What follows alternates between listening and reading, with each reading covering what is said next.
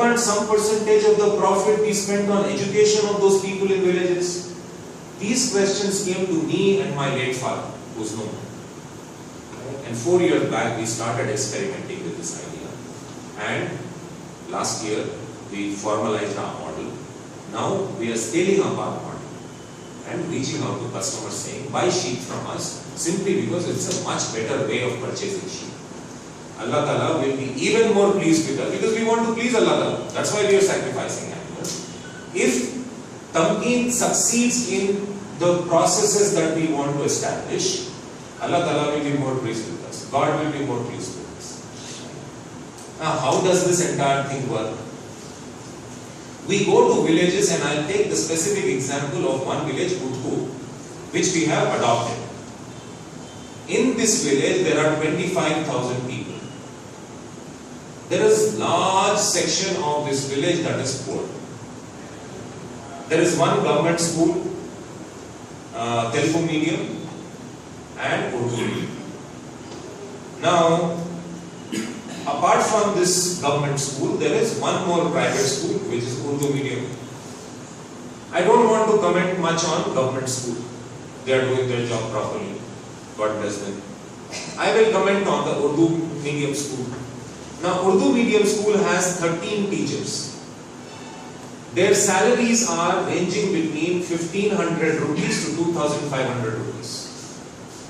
The principal of this school gets the highest salary, which is 3,000 rupees. Thankfully, his son has qualified for a government seat in Polytechnic. Pharmacy, not Polytechnic, pharmacy.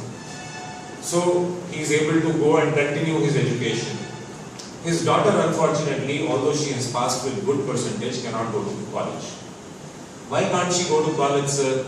There is no intermediate college here. And we cannot send them to private colleges. Our earning is so meager, we barely survive. So this is the condition of teachers, whose job is to empower the next generation.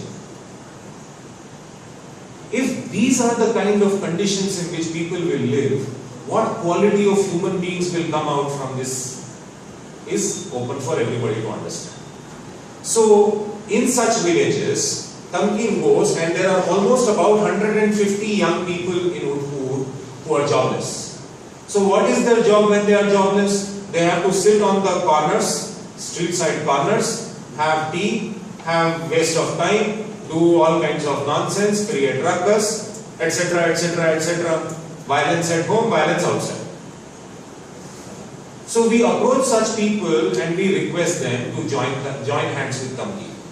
We say, boss, you are angry, upset because you do not earn sufficiently, you do not have self-respect, you can get everything you are looking for, whatever your dreams are. You can fulfill those dreams if you shake hands with Tamkeen. How will your dreams come true if you join hands with Tamkeen? We will give you sheep to grow. We will give you housing for sheep.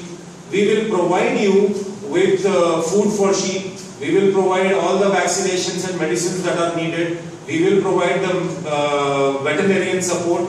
We will also teach you how to grow sheep in an organized manner. If you want to get all of this from Tamkeen, you have to fulfill two conditions. Condition one, you have to become a team. Because poverty cannot be overcome individually. Poverty can any problem can be overcome collectively. So we are teaching that by making them become team.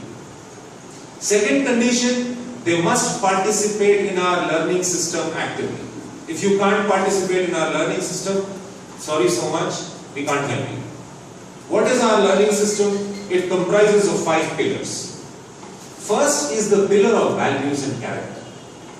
If we do not have good values and character, we are giving you an animal that needs love, care, attention, devotion.